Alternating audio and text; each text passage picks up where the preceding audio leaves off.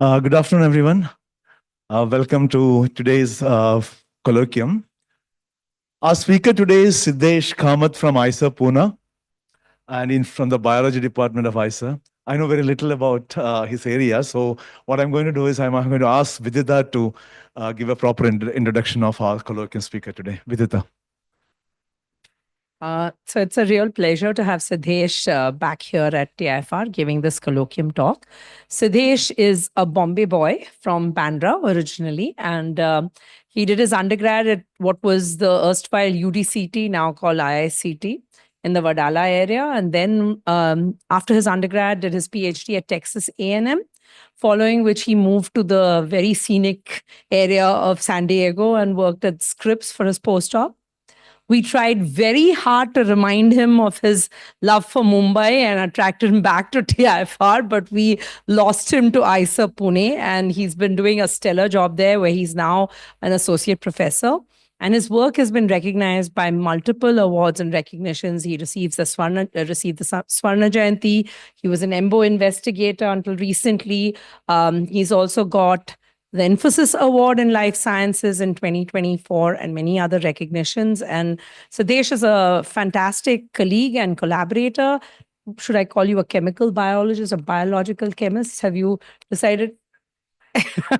So I'm just going to hand over to Siddhesh to tell us about lipid signaling and lipids in the body and in physiology.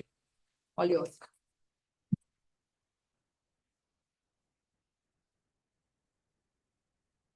Am I audible? Okay. Feel free to interrupt me wherever you need to interrupt me for any clarifications, anything you don't understand. All right. So for all those of you who don't know what we do, as Vidita said in the introduction, I started off my lab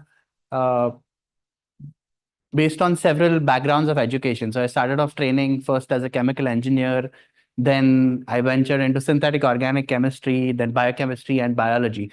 So my lab does a whole bunch of things around, traditional things such as organic synthesis, mechanistic enzymology, biochemistry. We do a lot of technology development around a technique called mass spectrometry, which we use to study lipids and proteins. And the idea for us is to apply all of this to sort of systems where we can find what is going wrong with diseases and maybe come up with new therapies to treat them. So that is sort of an overview of what my lab does. Now, coming to biology, chemistry, physics, there is a term called equilibrium. And equivalent of that in biology is homeostasis. Homeostasis is a condition biology loves, okay, where everything is sort of in equilibrium. Input is almost equal to output. You don't need to do anything. There is plenty of input, which gives you optimal output, okay? People who live healthy lifestyles, get up at the same time in the day, sleep at the same time, have meals at the correct time, you'll find that they rarely fall sick, okay, because they are in a state of homeostasis. This is at the level of a person. This can also be at the level of a cell, where a cell has appropriate nutrients, cell has enough things to survive on, it will live very happily. Okay. Now, what happens in biology, like most other things, is there is always an external stimulus that is going to disrupt this homeostasis. Okay. For example, you party late at night, you're groggy the next day, your body is resetting, or you're hit, you get injured, your body is resetting. You have an infection, your body is resetting. So you're disturbing the homeostasis in some way.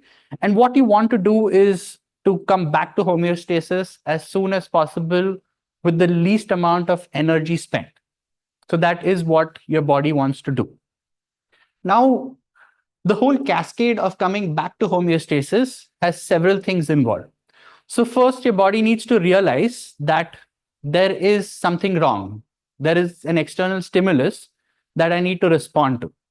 Okay. And this response is done by various things. It is done by small molecules. It is done by proteins.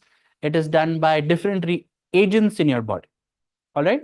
That signals to a protein molecule that is typically present on surfaces, which is called a receptor. The receptor is nothing but a protein molecule that's going to receive the signal of your body that is in stress or has a stimulus. It is going to send another bunch of signals, which is going to tell your body to react. And most of the times, these signals are sent to brain or something to do with your nervous system, which tells your body on how to react and where to react. And once that is done, it sets other things in motion that sort of resolve this issue, and you come back to a state of homeostasis. Okay. Now, what my lab is specifically studying is a group of lipids, which are called signaling lipids. And most of the signaling lipids typically function in response to a stimulus, in response to something that's happening in biology, and it's trying to sort of convey the message of a stimulus to a receptor. Okay, so that is where signaling lipids sort of function. Okay. Now, broadly, before I go into signaling or bioactive lipids, lipids, this is typically a picture of a cell in biology. And you find that there is a lot of compartments within the cell. Most of us have studied this in school up to 12th grade. For those who left biology, maybe have not. But this is how typically a beautiful picture of a cell looks. And lipids basically are present all over the cell, and they have diverse functions.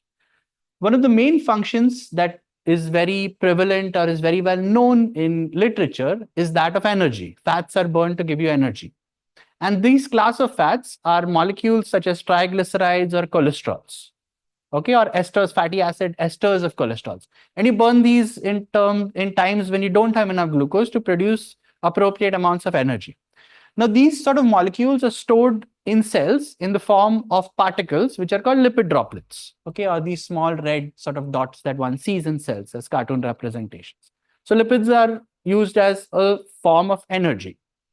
The second use of lipids, and a major use of lipids, is to give structure.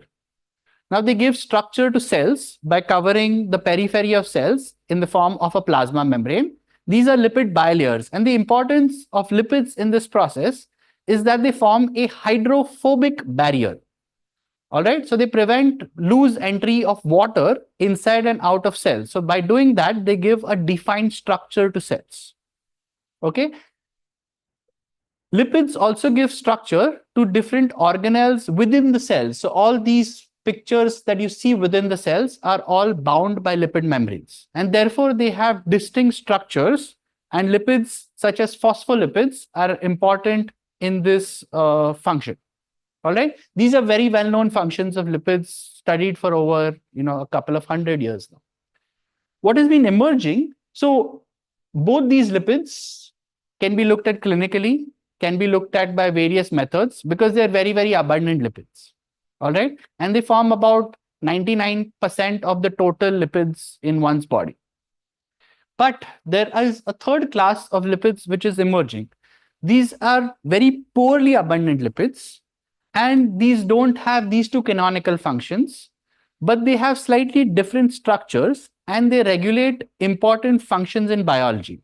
So if I have to put things on scale, if I scale structural lipids in one's body at 1, storage lipids are probably 1/10 to 1/20th. And signaling lipids are on the scale of 1 to the -9 to 1 to the -12th. So you can see how poorly abundant they are, how low in concentration they are. Okay. And therefore, it has been a challenge to study this given their poor abundance and our inability to detect them and study them very rigorously. Only the last 20-25 years have people began to appreciate the value of signaling lipids and assign functions to them in the context of different human diseases. All right. So what I will do in today's talk is I will talk about a specific signaling lipid that my lab studies, its association with a specific human disease, and what all we have been able to understand about this lipid and what it does in biology. Okay. So if anybody has any generic questions about biology, please feel free to ask during the talk. Don't feel shy. Now, the disease that I'm going to talk to you about today is a disease called PHARC. Okay, PHARC. Now, this disease is a fairly new disease. It is only little over 15 years old. Okay, it was first mapped in 2010. It is caused by mutations to an enzyme which is called ABHD12. And I will talk about this enzyme as we go along. Enzymes are nothing but biological catalysts that sort of increase rates of reactions. Now, I don't know why the people who found this disease didn't come up with a more creative term, but they basically named this disease after all the symptoms associated with this disease. Okay, and if you ask any neurobiologist like Vidita, they'll tell you that these are fairly generic neurological symptoms that one sees across a spectrum of human diseases. So the reason this disease wasn't discovered earlier is because A, there were no biomarkers for this, and only after genetic mapping of humans became more easy and accessible are such diseases coming up. Okay, so at the time people thought that this is a very rare disease and we don't know much about it. But now turns out it is not so rare and it's coming up very, very routinely when one does genetic mapping studies. It was at the point when this genetic mapping study was done, ABHD12 was found to be an enzyme that was sort of involved in metabolism of a class of lipids, which are called endocannabinoids. These are molecules that act like marijuana, the active component of marijuana, but they don't have the addictive potential. These are produced by your body. But turns out, I'll show you that these actually don't act on the endocannabinoid system. They do something else. And so that is where the history of this disease started. A little more on this disease. Yes. Is it a mutation in the DNA that gets coded onto the enzyme Correct. at the time of expression, or some so it is a mutation in the DNA? It is a mutation in your genome, in the DNA. But it gets expressed in the enzyme. So a mutation in your DNA, so DNA eventually makes protein. So if you have faulty DNA, you're going to make faulty protein. Right? So what has been observed so far is that there are now over 30 known mutations in this gene. Okay, and all of them lead to either a truncated form of this enzyme, or they lead to no expression of this enzyme, or there are missense mutants that are also come up where there are single point mutants. And I'll show you towards the end of the talk what we have done with those single point mutants, wherever full length proteins have been produced. So 30 mutations, symptoms. Patients come into the clinic first with visual problems. They come to clinics with full-blown cataract, or they have pigmentation in the retina, or they have complete hearing loss. And these are kids who are 10 to 15 years of age. So it's a fairly early onset disease. And what we found, looking through literature, is that all these patients live their full lifetime. So they live to about 75, 80 years of age.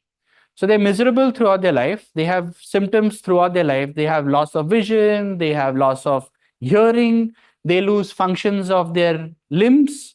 And in very, yes. 15, yes. So when they mapped one patient who came to the clinic, they found that there were several others in the family or in the community. So there are very close-knit communities which marry within the same community, etc., etc. And they found that the grandparents also had the symptoms all their life. And when they mapped them, they found that these people also had mutations. So that's how most population-wide studies function, right? So they found that people lose functions of their limbs. You had a question? Yes.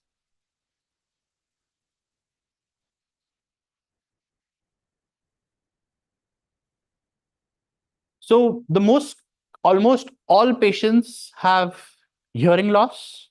Almost all patients have some sort of visual problem. Either it's cataract or very high pigmentation in the retina. And over time, all patients lose functioning of their limbs. This is very common. But this is common across a whole bunch of neurological diseases. Okay.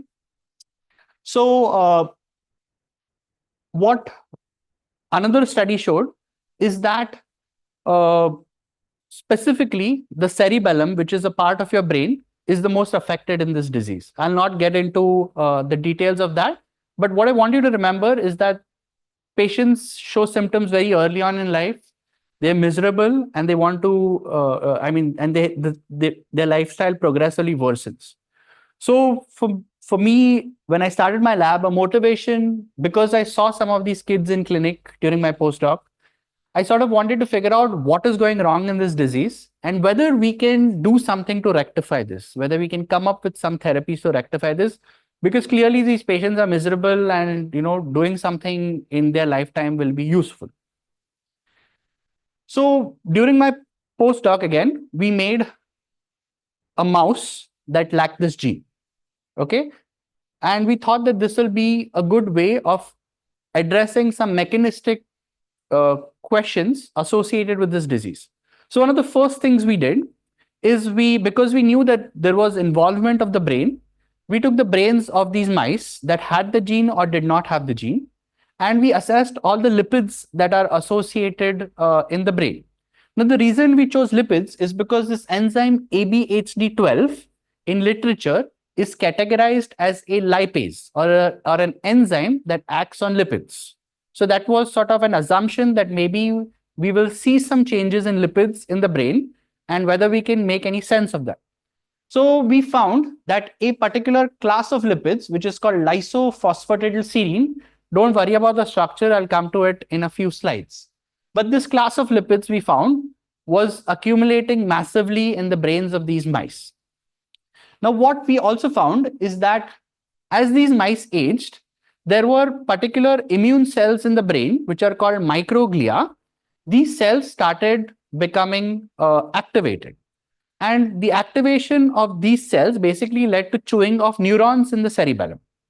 And that over time caused a lot of sort of phenotypic defects that one sees with human populations. So they started losing motor function or use of their limbs. They also had defects in hearing. They also had defects in vision.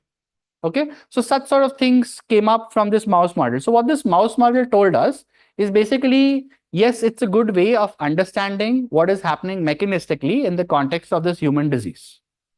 Fine? Yes.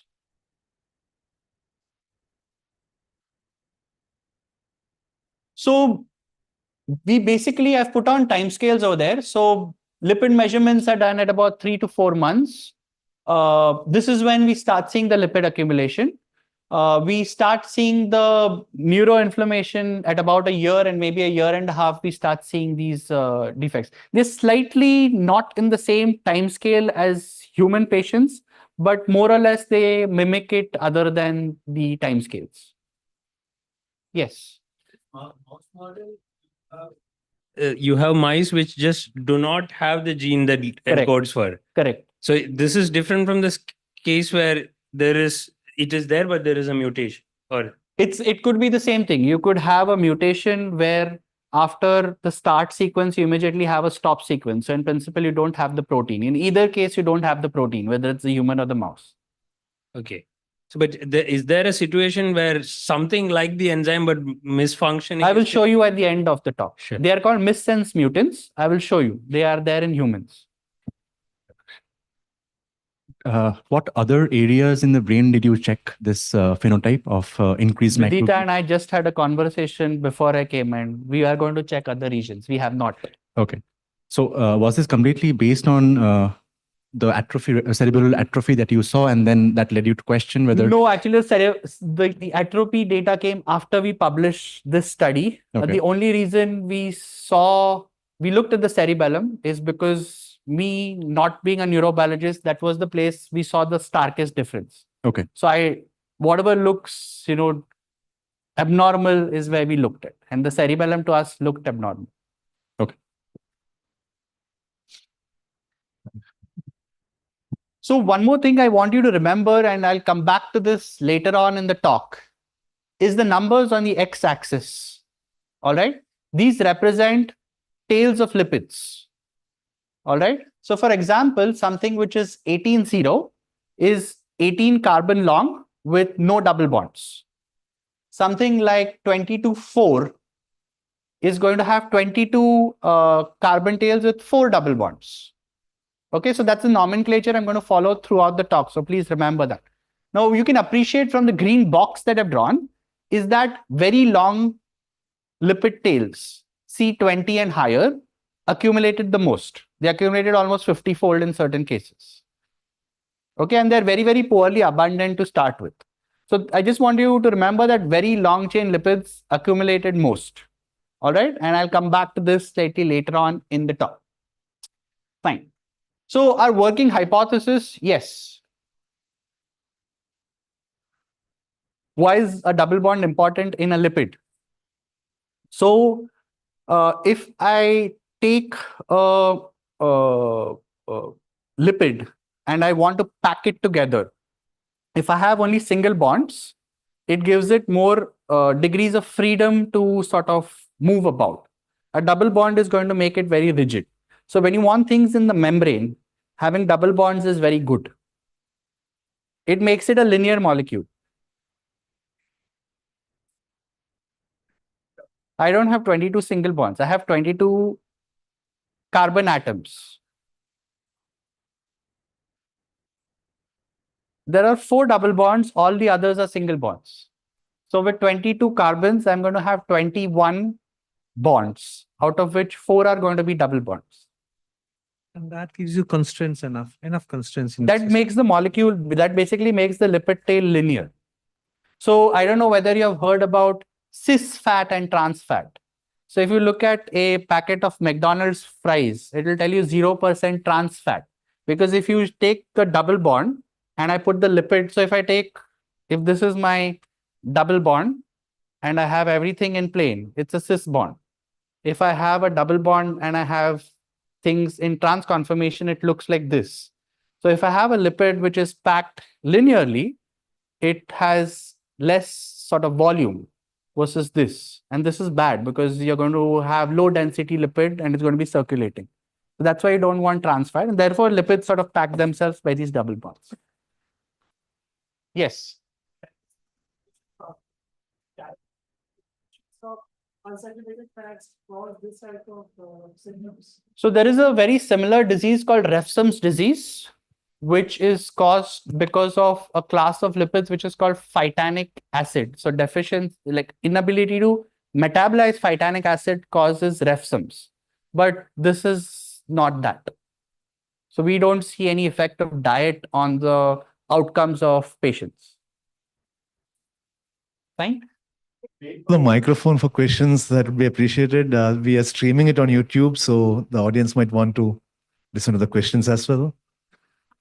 So basically the hypothesis was ABSG12 regulates the levels of these lipids. It's a lipase. It hydrolyzes this lipid. In the absence of ABSG12, the levels of these lipids accumulate. This happens as a function of time. And as these lipids keep accumulating, they keep causing activation of cells in your brain, which causes neuroinflammation. And that leads to the neurobehavioral deficits that one sees with both the mice and the human patients. Fine. So this was the hypothesis that sort of I ended my postdoc with. While we were studying lysophosphatidylserine lipids, others in the field also were studying them. And they found that this lipid outside the brain affects a lot of things in the immune system. For example, it affects a process called mast cell degranulation. Everybody taken antihistamines at some point in life? Antihistamines are molecules that shut histamine production. Histamines are secreted by mast cells. Okay? And what people have found is that this lipid is essential for histamine release from mast cells. Okay? Yes. I just wanted to know that how different structurally these lipids are from those that are integrated into the cell membrane. Because I will come to the structure shortly. And how are you detecting the levels of these lipids? I will come to both those questions shortly. So the second thing is activation of a class of cells which is called macrophages. Macrophages are immune cells that if everybody in this room, I assume, had a COVID infection. And these are the first line of cells that help you get rid of COVID. And people found that to get these cells active enough to deal with infections, you need this lipid. More recently, another class of cells, which is called T cells, were also found to be activated by this lipid, and their maturation was also linked to the levels of these lipids in cells. So one more thing that people started doing when we started my lab is they tried to find out receptors for these lipids. And what they found through some high throughput studies is that there were some orphan receptors that are present in different immune cells. They belong to this family, which is called the P2Y family of a class of receptors, which are called G protein coupled receptors. And they found mostly through cell feeding studies that these receptors respond to this lipid. But over the last 7-8 years, what has become very interesting is that there are about 7 or 8 research groups who are trying to fight out which is the authentic receptor. And whenever one group publishes a paper, the other group publishes 2 more bashing that theory. So the field is still unclear on what the receptors are. So we are back to square one at the end of 8 years. We know that it works in certain things, it doesn't work in certain things. And the only sort of general consensus people have is that this receptor GPR34 is responsible for activation of mast cells and the release of histamine in a lysophosphatidylserine dependent manner. Fine. Now, when I started my lab, I faced certain challenges. Yes. What do you mean by lysophosphatidylserine dependent manner? I'll come to that. So basically, lysophosphatidylserine is the lipid that we are going to study. We are going to look at today. And the phenotypes are dependent on these lipids and not any other thing. Right? So one of the biggest challenges I faced when I started my lab is all those working in the field of lipid biology will know there's one company called Avanti Polar Lipids. And getting lipids from there is a nightmare. It comes from the US. They're exorbitantly expensive. They're back ordered. And we basically bought out a year's stock of this lipid, and then they wouldn't make it for the next 1.5 years. So we couldn't do anything for a certain period of time. So that was one challenge. The second challenge is that I showed you some receptors in a couple of slides back. And when we looked at different publicly available data sets, we found that these receptors are only present on primary immune cells. So if you take cultured cells, these don't have these receptors at all, but cultured cells respond to lysophosphatidylserines in similar manners. So maybe there is some other receptor that is present in both, and that is why the whole field is fighting over this. Immunity or something. No, I mean, things are present on the innate immune system also, the receptors. So mast cell is an innate immune cell. So when you say they're not there in a cultured cell, what is it that you do? So primary cells are cells I'm directly taking from my body. Okay. And I am adding to a dish and studying. All right. But there are certain cells which you can purchase from a company. You can keep continuously culturing them and they've never seen a human body. So those are called sort of immortalized cells or cultured cell lines. Oh, like HeLa or HEK or things like that. So those are obviously they're not meant to be substitutes for cells from your body. They are meant to be substitutes for cells from your body. That is why you study them. Okay. But they are not cells from your body. Cool. Thank you. So you find that these receptors are not present in cultured cells, but they are present in primary cells. So, but both primary cells and cultured cells respond the same way to this lipid in whatever outcome you're looking at. And the receptors don't play out. There may be an alternative receptor is the hypothesis that is common to both. Primary macrophages, they don't have any of the receptors I spoke about. Another thing we found, which was very unique to this lipid, is this lipid had different lipid tails. All other bioactive lipids typically have one or at the most two lipid tails. So if you look at things like endocannabinoids, you look at things like prostaglandins, you look at things like lysophosphatidic acids, they have one or two lipid tails. But here we find that there are a whole range of lipid tails. So why has nature done this? And then the last thing that we faced a challenge was alluding to somebody else. So your question is, how do we detect these lipids? Okay. So I'll tell you how we've sort of systematically been able to address some of these questions. So I'll come to the detection first. So this lipid in particular, most lipids don't have any chromophore. So you can't look at them via microscopy or via various traditional spectroscopic techniques. So my lab has an expertise in a technique called mass spectrometry. So what one does is one takes different biological samples, you enrich what you're trying to look for. So in our case, we're trying to enrich for bioactive lipids using different organic solvent combinations. You enrich these tissues, and then you subject them to liquid chromatography followed by mass spectrometry. And what we specifically did with lysophosphatidylserine lipids is two things. We applied, so we basically what one does is when you take a lipid extract, you will get masses. The mass spec is only going to spit out masses. It's not going to tell you what the molecule is. You have to figure out based on this mass, how this molecule is going to fit to a particular structure. Okay. So for example, you can have 20 things in your lipidome that correspond to this mass. Now, to ascertain that my molecule of interest is exactly this molecule, I'm going to apply something called as a collision energy to a particular mass. Now, what collision energy does is it's basically going to break that molecule. And it's going to give you fragments whose masses will be recorded.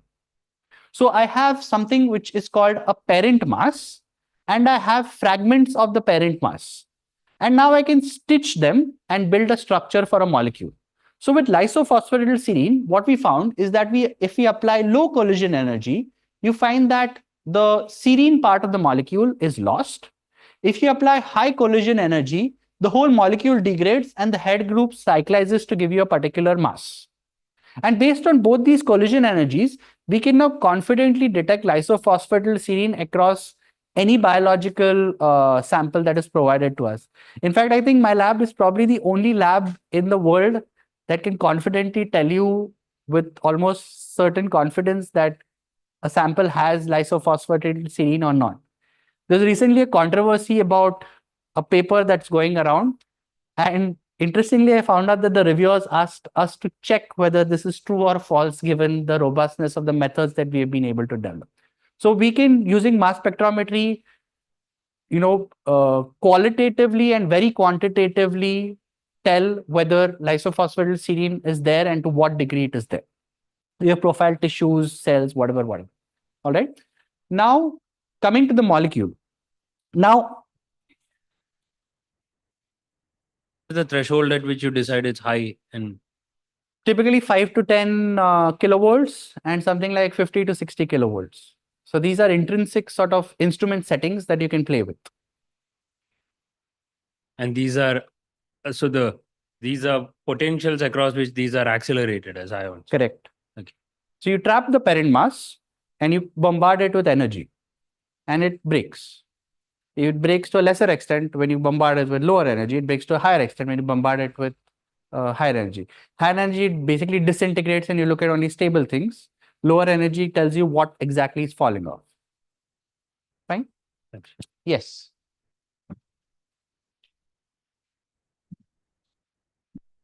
So using mass spec and looking at daughter ions after MSMS is a technique that is followed by many labs who has expertise in mass spec. So what is so unique about this molecule which makes you the one being able to do versus others not being able to detect it? Two things. Number one is we have developed very nice. So what happens when you extract all the lipids in your cell is that the abundant lipids are always going to mask the lower abundant lipids. They're always going to fall in a very small shadow and you'll not be able to detect them. So the two things we did number one is we developed ways to separate out these low abundant lipids from the high abundant lipids by different extraction and chromatography techniques. The second is we have focused our mass spec methods on specific masses that target this range of lipids and develop very pinpoint collision energies at which we can sort of segregate these. I also noticed that you're using a combination of low and high collision Correct. energy. So we use one as what we call a qualifier ion. So if it doesn't pass the first threshold, we don't use the second threshold. So we use the first threshold as a qualifier and the second threshold as a quantifier. So based on both of these, it's very, very reliable.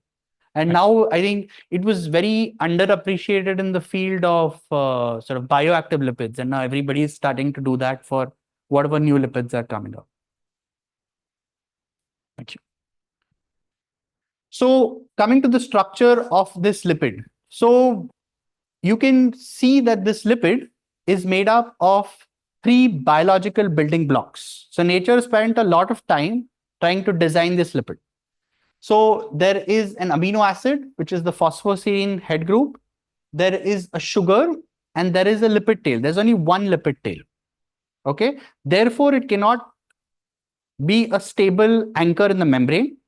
It is a very amphiphilic molecule, so it can go in and out of membranes. It has both hydrophilic groups and hydrophobic groups. And therefore, it is a very potent signaling molecule. Okay. Now, the challenges we faced while making this were the following. Number one is combining hydrophobic and hydrophilic groups is like mixing oil and water and trying to come up with something that's homogeneous. Number two is there is, for all those people who studied chemistry, there is a stereo center there and there's a stereo center there. So if I was to randomly make this molecule, I would end up with 4 molecules. Okay, 4 combinations, out of which only one of them is biologically active. So you have to make the correct version of this molecule. So there is a lot of stereo-specific synthesis that was involved. There were 2 hydroxide groups. There is one hydroxide group there and one where this fatty acid can be added. And you needed to selectively add the fatty acid only at that position for the molecule to be active. And a free carboxylate gives this molecule a negative charge. And therefore, it's sometimes difficult to get it into cells. So what we decided to make is a methyl ester. Okay, so you basically make this molecule with a methyl group there. And this is the correct stereochemistry. We were able to make this in 18 steps. Avanti was making this in 30 steps.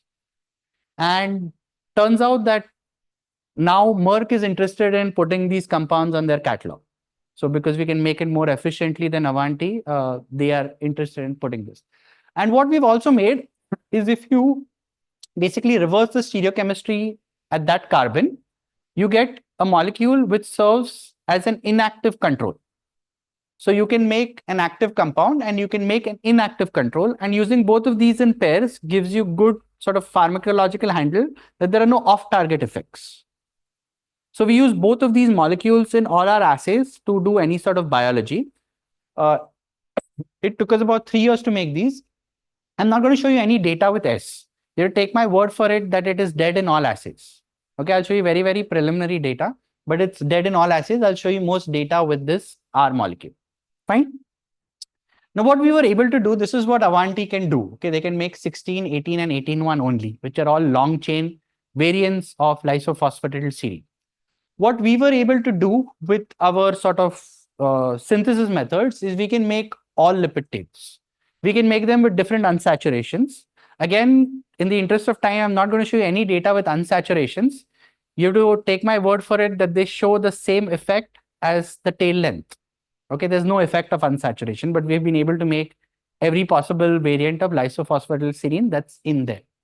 Now, as a comparison in the studies that I'm going to show you, I'm going to compare a 16-0 variant, which we call 1A1, to a 16-0 variant, which is called 2D. Okay, so they are sort of going to be compared across assays, and 1B and 2E. And just to show you that, we are just to boast that we can make a lot more than what Avanti has made, just highlighting the coverage we have. Yes. is in the fatty acid tail. Yes, the R group. Which would mean that that is not the site of action of the enzyme, right? The site of Action of the original enzyme, the one that you had pointed out. correct. It is the enzyme has nothing to do with it. Okay. The enzyme is going to recognize the stereochemistry of the head group. And the problem of introduction of this molecule into the cell, could it not have been overcome by maybe permeabilizing the membrane, maybe by electroporation and others, if that was the problem during Adding the negatively charged, we didn't want to, we want to keep the cells as happy as possible, as normal as possible when we're adding the lipid. Okay. Yeah. Okay. And I'll show you why it worked for us. Why you chose to go for methoxy than hydroxyl? Yes, because there is, if we just went with the carboxylate, that's not a hydroxy, that is a carboxylate. Huh? Yeah, so that will have a negative charge. And we don't want a charged molecule when we add it to cells because the bioavailability of such lipids significantly goes down.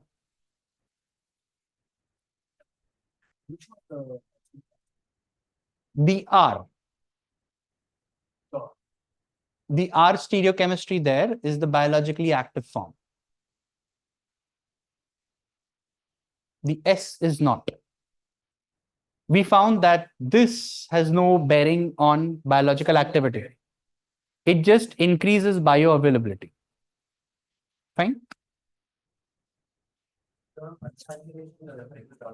Correct. So you said you can make all unsaturations, right? Correct. But in your made bias, you have everything with no double bonds. Correct. Oh. I said that we can make them. I'm not showing them. Okay. You have to take my word for it that they function the same as the lipid tail length. Sorry. All right. So the first thing we did is we took the enzyme ABHT12 and we took the lipids that we had made and what was synthetically available, and we assayed them to see if this lipase has the same biological activity against what we have made versus what is commercially available. And we found that at a single concentration, it looked the same. The S was not recognized by the enzyme and there was no activity. We also went on to sort of do classical biochemical assays such as Michaelis-Menten kinetics. And we find that the red trace and the black trace, which is what is commercially available and what we made, they look almost identical. Okay, and the S is not active at all. We then profiled all the different chain lengths. And what we found is that as you increase the chain lengths, the enzyme likes those molecules better as substrates. So for all those people who know Michaelis-Menten kinetics, there are two factors. One of them is a factor called Kcat and the other is a factor called Km. So when you increase the chain length, the Kcat goes up and the Kms goes down. So they become better substrates for the enzyme. So what we found is that increasing chain length made them better substrates for the enzyme. All right. This is interesting because a few years ago, when we were initially trying to characterize ABHD12, what we found is that ABHD12 is basically an enzyme that is localized on the endoplasmic reticulum membrane, and it controls the flux of very long chain lipids. Now, this is interesting because if you look at how lipids are made in the cell, things such as palmitic acid or C16 up to the length C16 is made in the cytosol by an enzyme called fatty acid synthase. Now, anything beyond that is made by an enzyme or a class of enzymes which are called elongases, and these are all present on the ER membrane. So very long chain lipids are made on the ER membrane. That is where these lipids are made and secreted. And we found that ABG12 at that point was controlling the flux of these lipids from the ER. So it made sense in terms of its biochemical activity and its localization. And this was published a few years ago from our lab in JBC. So if anybody is interested, you can go back and look in this paper. So when you go back and now look at the data that we had generated in terms of lipidomics, I've shown you that these very long chain lipids, the lysophosphatidylserine variants, accumulate the most in the mouse brain. And the explanation we had for this metabolic phenotype is simply the preference of the enzyme. The enzyme loves these lipids the most, and therefore, in the absence of this enzyme, these lipids are most accumulated in the brain. Now, having shown this, the next question was, do these lipids have any effect in terms of neuroinflammation? Do these lipids have any known receptor in the brain? And these were the next questions we wanted to address. So coming to Amitesh's question, we basically made the methyl ester version.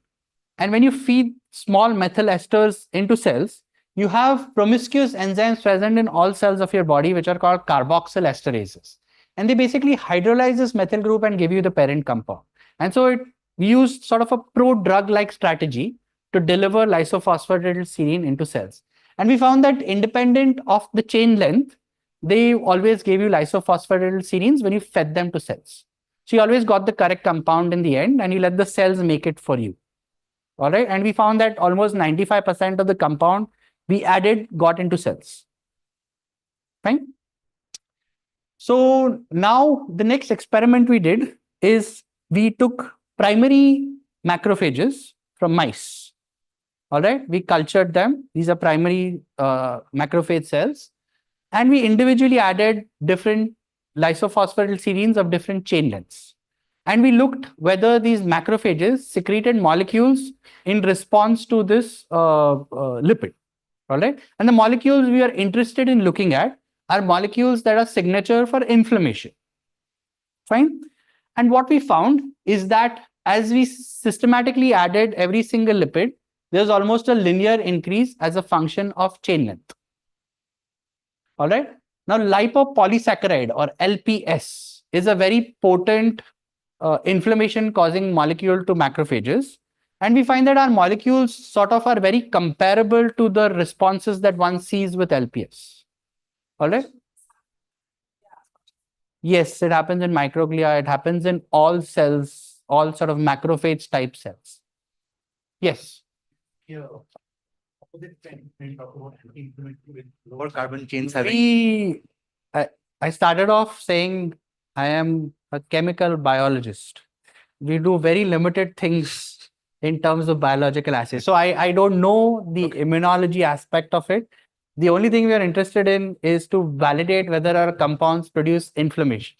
We haven't looked. People have told us to look at things like IL-1 beta, and I lose track of all these names. But basically, the bottom line is that we take the very long chain lipids. They're very comparable to stimulation, just like LPS. Fine. Now, at this point in time, we got very lucky because being in an undergraduate sort of institute, you can give a lot of reading projects to students. And one of the undergrads pulled up this paper where she found that if you take certain worms, people have done studies where they took certain worms, they crushed them, and they looked at their ability to produce responses similar to ours. And luckily in that paper, they did a very good job of characterizing these different fragments by both HPLC and mass spec. And what caught her eye was a chromatogram she saw of different sort of masses that correspond to the masses we look at in lab. So the idea for us, and they found that this activity came through a receptor which is called TLR2 or toll-like receptor 2. So the idea for us was whether these very long chain lipids signal through this receptor. We found across whatever we could get our hands on that there's only one compound which is a reliable cell active. It doesn't act in mouse models, it acts only in cells, and it is an antagonist. So it basically shuts down the functioning of TLR2, but it also shuts down the functioning of another receptor, which is TLR4. Okay. So we confirmed that yes, TLR2 is present in macrophages and no other receptor that I spoke about is present there. And basically we did the same experiment, except that we added this TLR2, TLR4 antagonists. And what we find is that these inflammatory responses are completely blunted. It was good that it was also a TLR4 antagonist because LPS acts through TLR4. And it showed that you can shut down both these responses. So the molecule was working well in cells and seemed to support our hypothesis. To further confirm this, we got TLR2 knockout mice. And we looked at macrophages derived from TLR2 knockout mice. And this was far cleaner because LPS produces a response because that is happening through TLR4, but all the others seem to be blunted. So we were fairly convinced at this point that very long chain lysophosphatidylserine lipids are pro-inflammatory in nature. They activate macrophages in a TLR2 dependent pathway. As of today, we don't know whether they directly interact with TLR2 or they interact with some other protein and that complex interacts with TLR2. So those are mechanisms we are trying to tease out. Fine. Now, the question is, does this lead to neuroinflammation? So we have shown all of this in sort of cell culture systems. And basically what we did is we took wild type and TLR2 knockout mice. We gave them these very long chain lipids and we checked to see in the cerebellum whether there is any degree of neuroinflammation.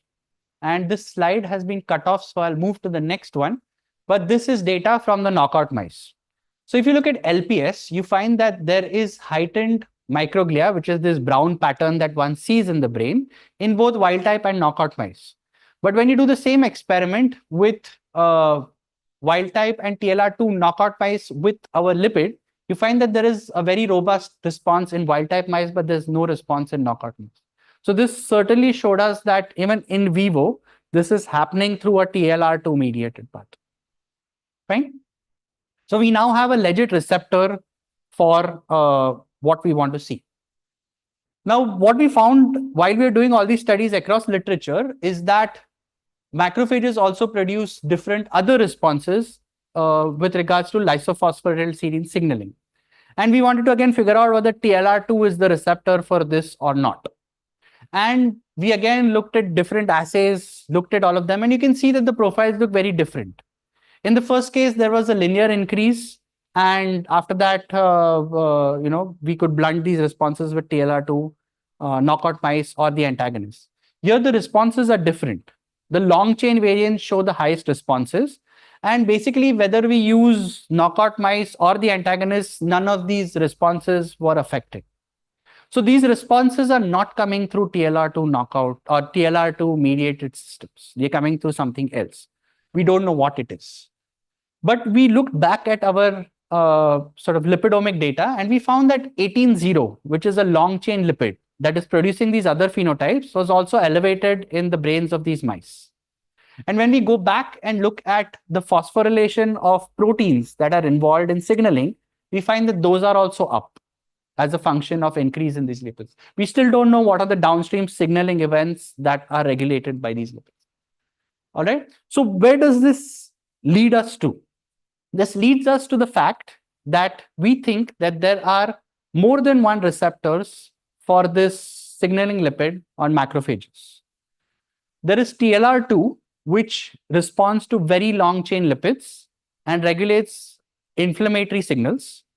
And there are long chain lipids. So these are variants that are C20 or higher. And these are variants which are C16, C18. And these are doing other effects in cellular signaling. And we don't know what exactly this is leading to as of now.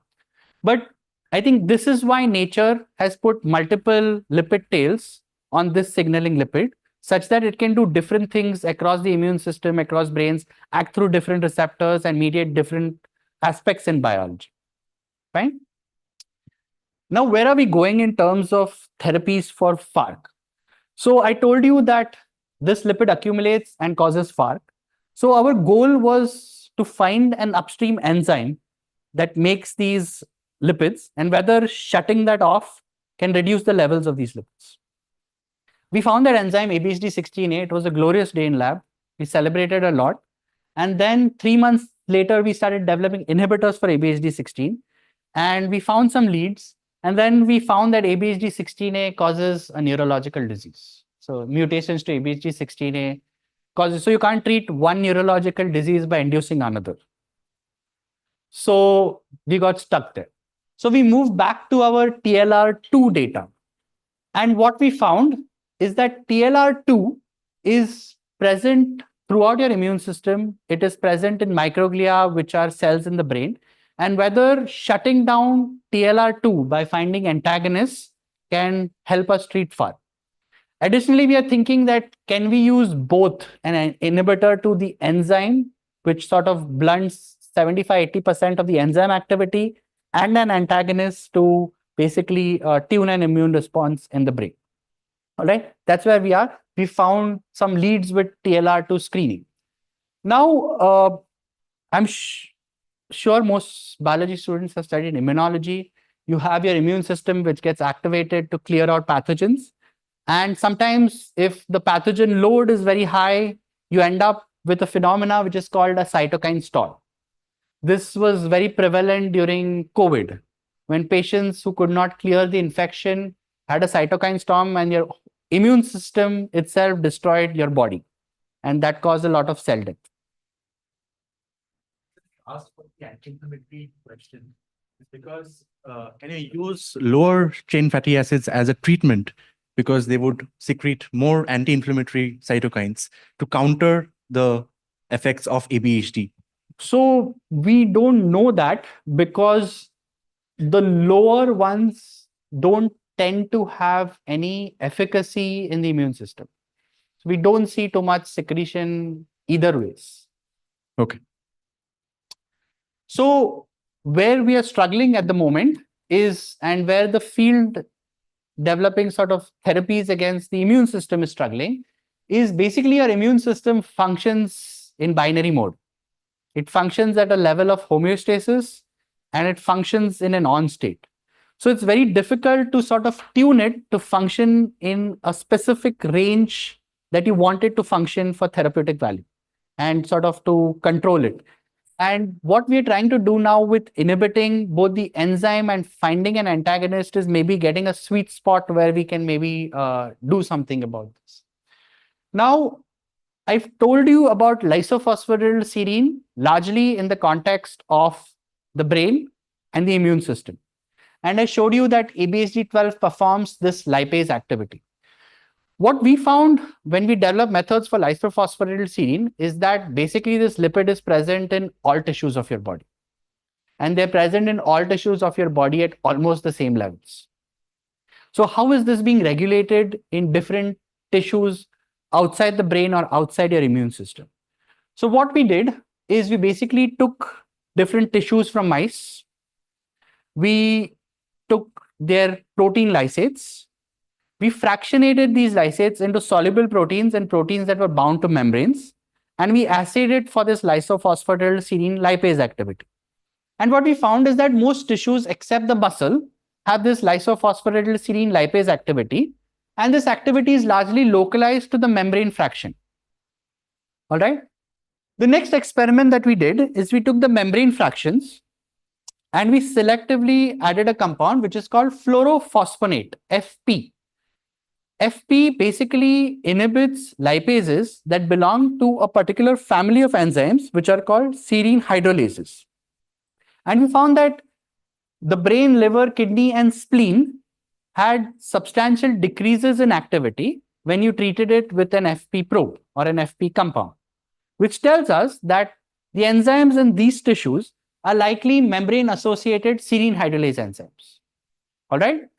Now, the next experiment that we did is we wanted to rule out or rule in whether ABSD12 does this activity outside the brain.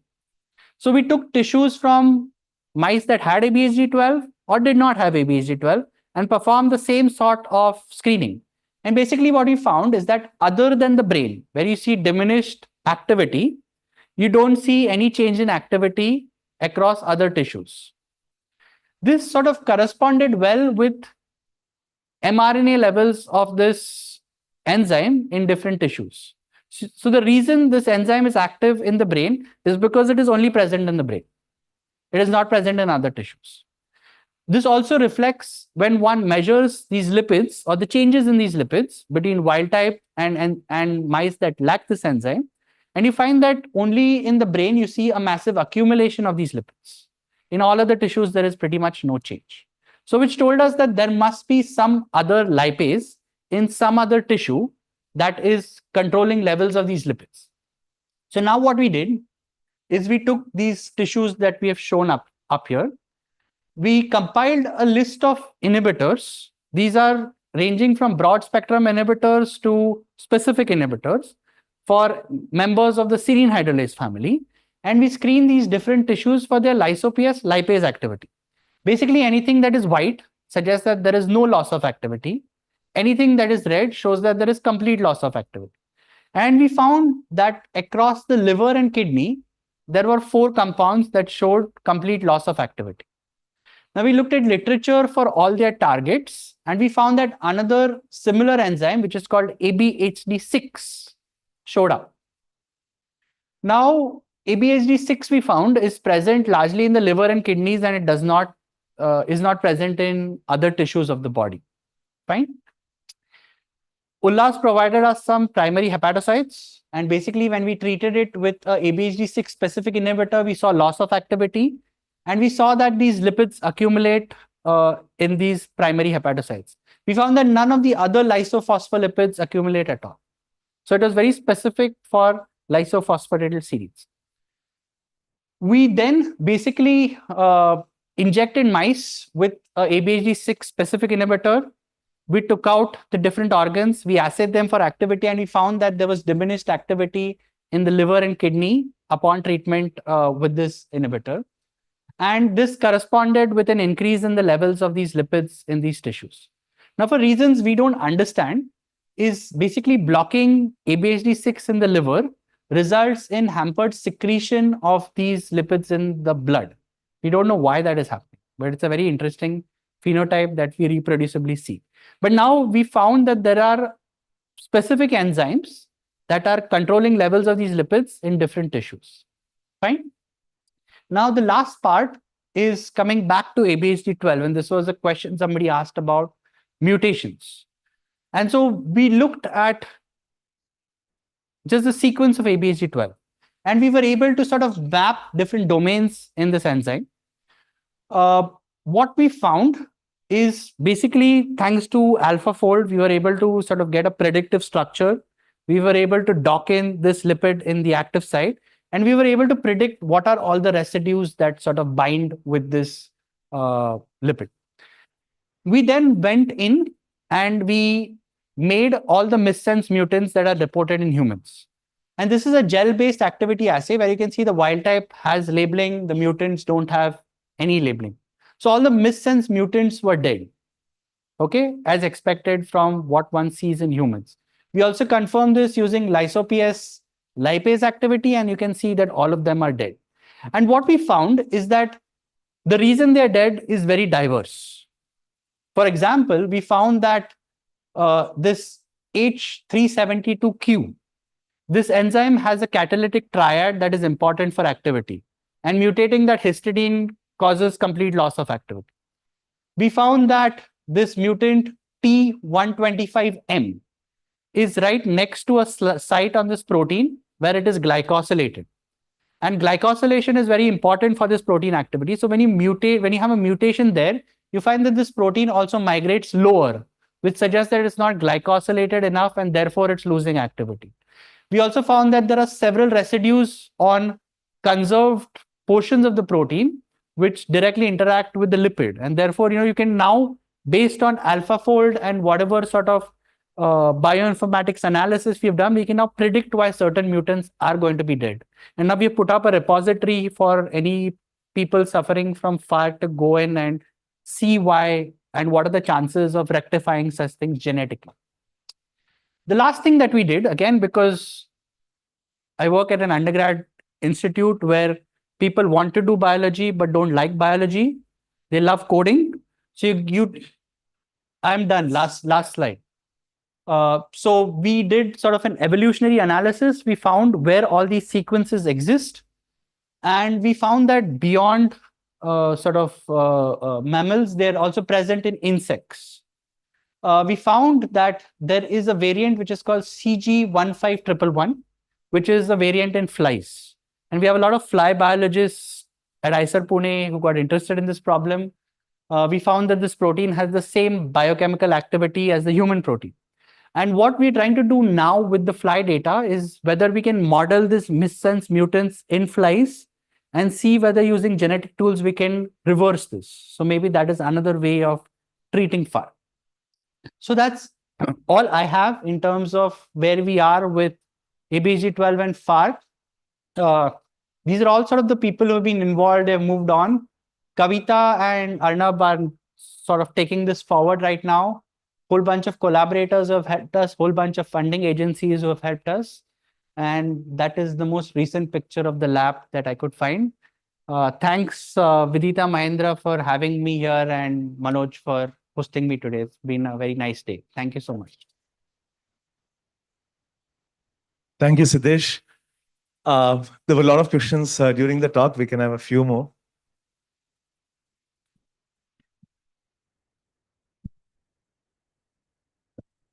So about this disease, FARC, what's the prevalence of this disease? Is it like more common in Western countries or it's everywhere? So the initial hypothesis was Hispanic population. Then it became Hispanic and Middle Eastern population. Now it's worldwide, because as more and more genetic mapping data is available, you find that it is. So when I came to India, there were no reports in India. Now I know of at least 15 cases in India.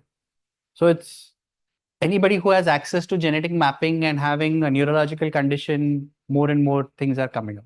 Okay. And another quick question is, so what are the other known receptors of TLR, known ligands of TLR2? Do they have any similarities with Very this one? variable in literature. Basically, people have added everything from amino acids to proteins to different antibodies, but nobody has a clear sort of mechanistic picture on what all it can bind or what all it forms complexes with.